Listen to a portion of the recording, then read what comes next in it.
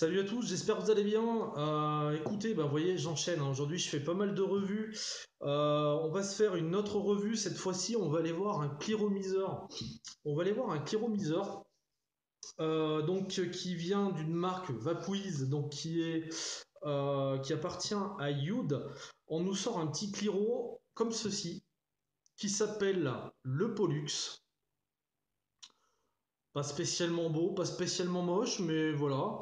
Un petit Cliro que j'apprécie particulièrement. Bon, en ce moment, j'étais pas trop tendre avec le matos que j'avais, mais là, je dois admettre que celui-ci a quand même des qualités. Je vais m'expliquer dessus. Ce qu'on va faire, c'est qu'on va passer en plan serré, on va le remonter. Vous aurez toutes les pièges, je rentrerai dans le détail. On reviendra sur ma tronche et puis on débriefera un petit peu pour voir, pour dire ce qu'on en pense tout simplement et voir comment ça va. Voilà, je vous dis à tout de suite en plan serré. Allez, donc on va se faire un plan serré sur ce petit cléromiseur Vapuiz. Donc Vapuiz qui est une marque qui appartient à UD. Enfin bon bref, j'ai pas tout compris, mais bon je crois que ça leur appartient. Ils développent également avec eux. Enfin voilà. Euh, ils nous proposent donc un Cliro qui m'a été envoyé donc par Youd. Un petit Cliro. Euh, un petit Cliro que j'apprécie. Et je vais vous expliquer pourquoi. Déjà le packaging, donc boîte classique où on verra l'atomiseur directement dedans, vous l'avez compris, avec ses specs 22 de diamètre, 39 de haut, 3 millilitres pardon, de contenance, top filling, donc remplissage par le haut. Derrière, on va y retrouver un explicatif ultra simple de l'Ato, enfin du Cliro, pardon, pour un Cliro qui est ultra simple.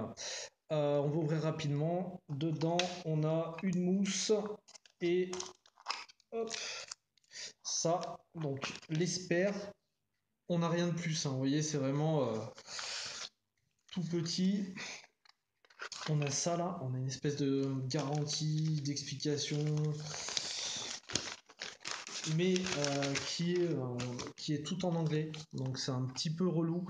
Bon, d'un autre côté, franchement, c'est quelque chose qui est très simple d'utilisation et qui fonctionne très bien. Alors, bon, donc le joint de paire, on a les joints là, pas de souci. On va s'intéresser aux résistances rapidement. Les résistances qui seront vendues, donc qui seront compatibles avec des Kanger, qui seront vendues sous ces formes-là.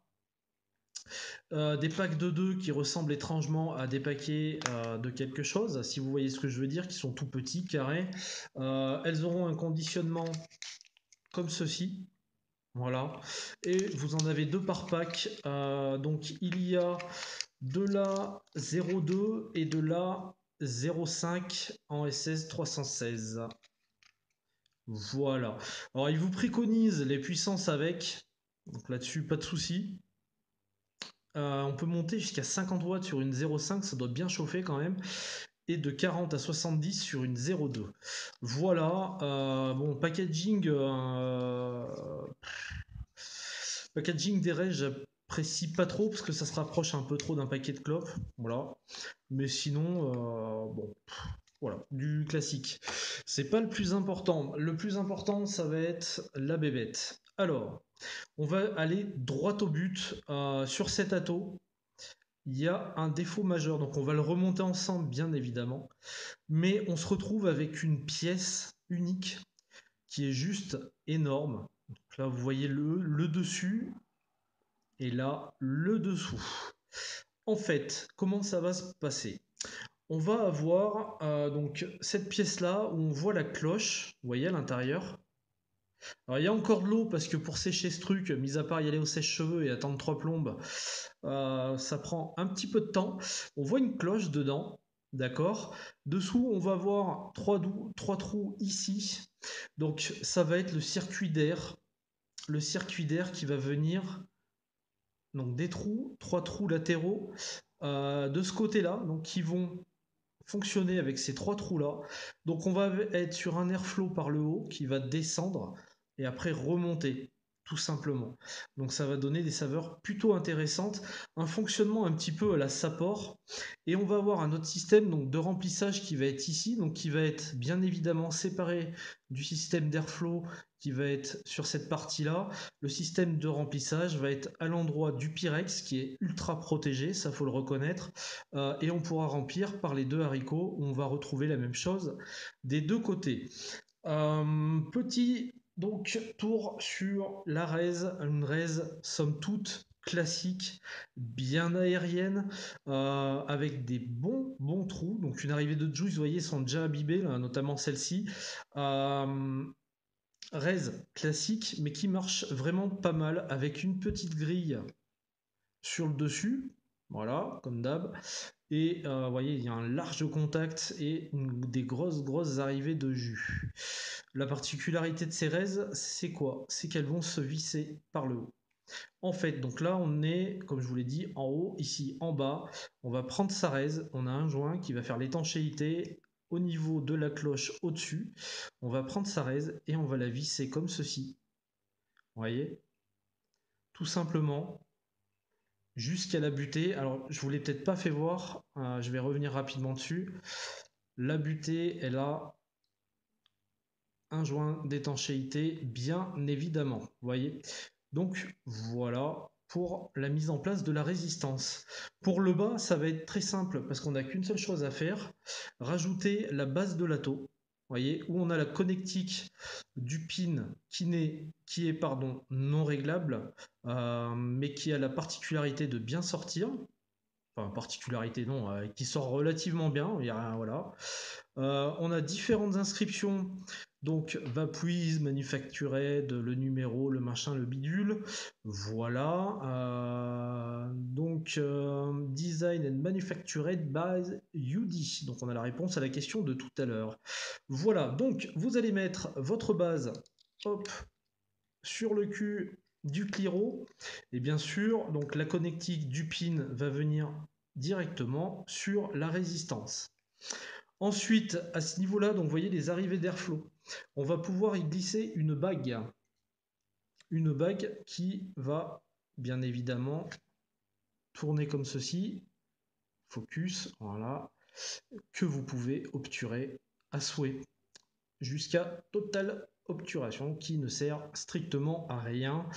Donc voilà pour cette petite bague d'airflow. Et ensuite, on peut remplir notre atto. Et comme je suis toujours au top de l'organisation, j'ai laissé le liquide 3 km plus loin. Donc je reviens.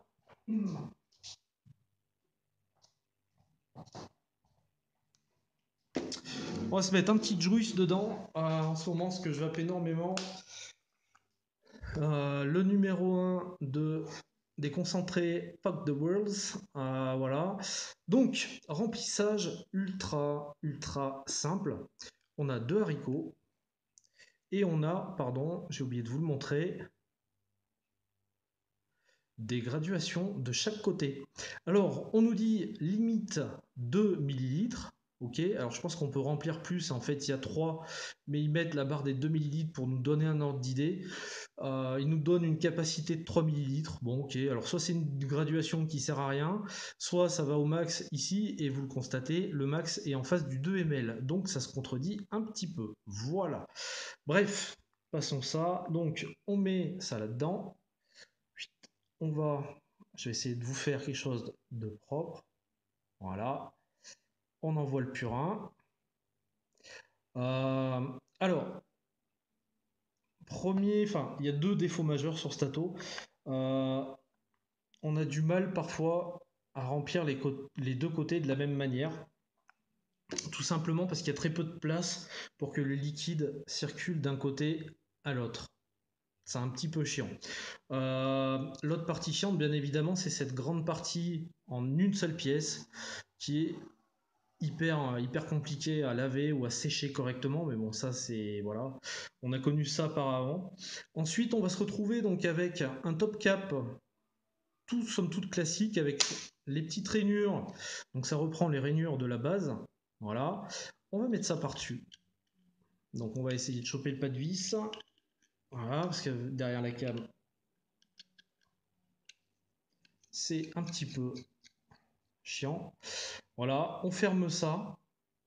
Et on prend le drip tip. Alors, drip tip, c'est du 510. Drip tip qui est vraiment plutôt pas mal, agréable en bouche. On va le plugger dessus. On va régler son airflow, donc qui se règle hyper facilement, même une fois la taux serrée.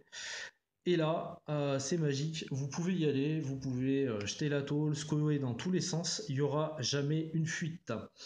On va mettre ça sur une box. En l'occurrence, la Livic VTC Mini.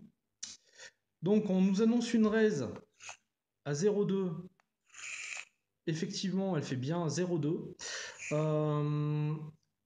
On a bon, c'est pas un Cliro qui est énorme. Il est pas super moche. Après les graduations là, pour moi, voilà. Alors déjà, on nous annonce 3 et puis on nous dit max 2 ml, c'est un petit peu con, mais bon, voilà. Sinon, dehors de ça, mis à part son nom qui est vraiment pérave, en tout cas pour nous français, il n'est pas spécialement moche, il n'est pas immense, et puis il va correctement, quoi.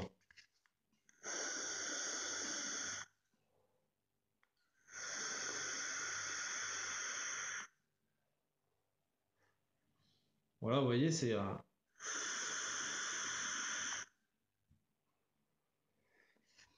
Ça envoie plutôt pas mal. On va se remettre sur ma ganache, on va débriefer sur ce Cliro, je vais vous dire ses points forts et ses points faibles, et pourquoi il m'attend plus. A tout de suite.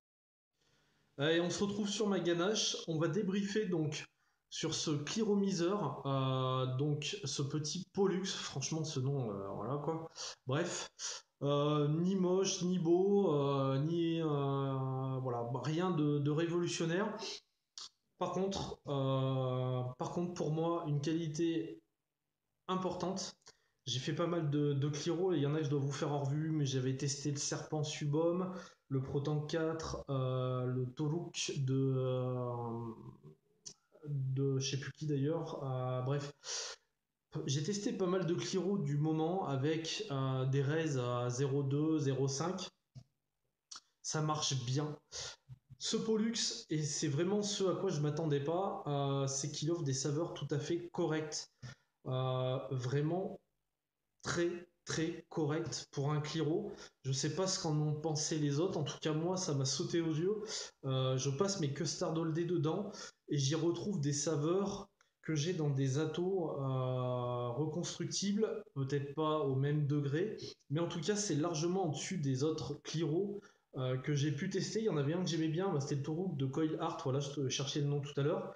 Celui-là est encore au-dessus pour moi en termes de saveur. On a un drip tip qui est vraiment super sympa. Là, je suis à 0,2 ohm.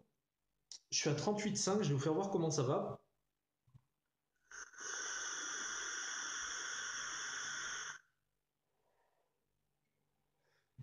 Donc ça envoie vraiment bien.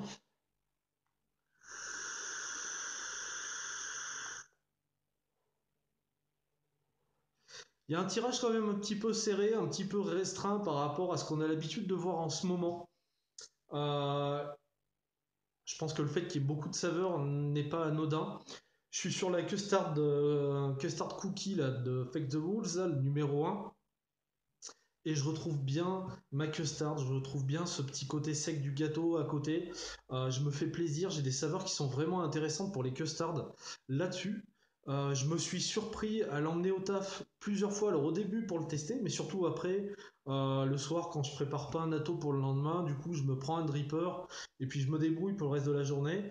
Là, plusieurs fois, j'ai pris ma fiole, j'ai pris mon Cliro, je suis parti avec.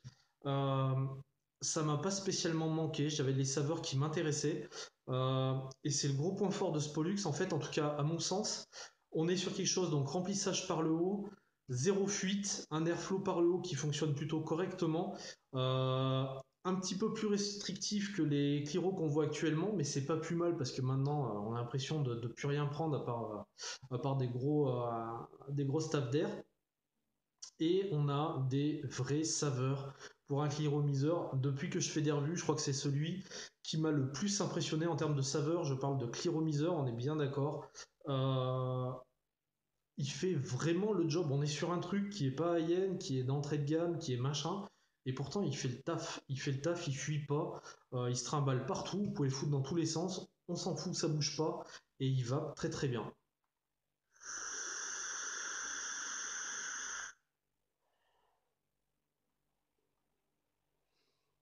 J'aime bien retrouver le côté beurré de ma custard, etc.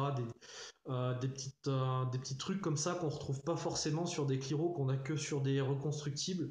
Et et ben là j'ai tout et je suis sur un Cliro. Donc enfin voilà. Personnellement, en fait, quand je me suis mis à vaper dessus, au début c'était pas ça. Le lendemain, j'y suis revenu, résistance imbibée. J'ai vapé pas mal dessus et je me suis dit, merde, ça vape quoi.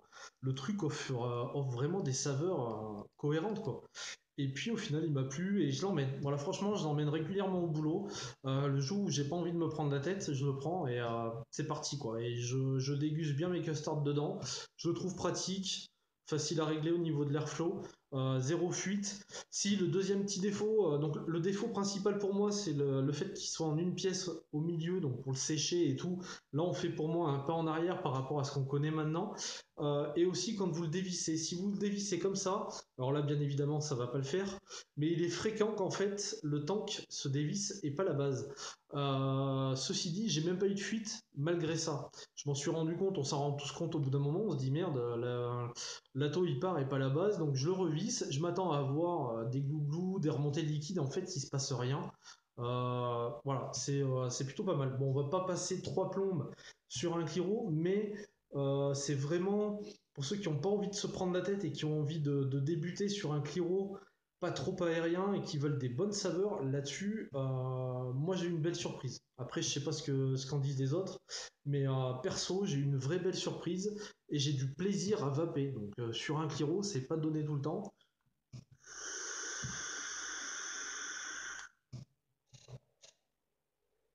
Bref, j'ai mes saveurs, j'aime beaucoup. Voilà, c'est pas très très aérien, ça marche très bien. Belle surprise. Voilà ce que j'ai à vous dire là-dessus. Une belle surprise par rapport à ce petit Cliro. Donc le Pollux, super nom d'ailleurs. Bref, qui marche très bien en termes de saveur, qui est juste excellent. Voilà. Quoi vous dire de plus? Rien de plus. Je vous remercie comme d'hab de me suivre, de me laisser des coms sympas, ça me fait super plaisir. Et puis voilà, bah, comme d'hab, je vous kiffe, je vous embrasse et je vous dis à très bientôt pour une prochaine revue.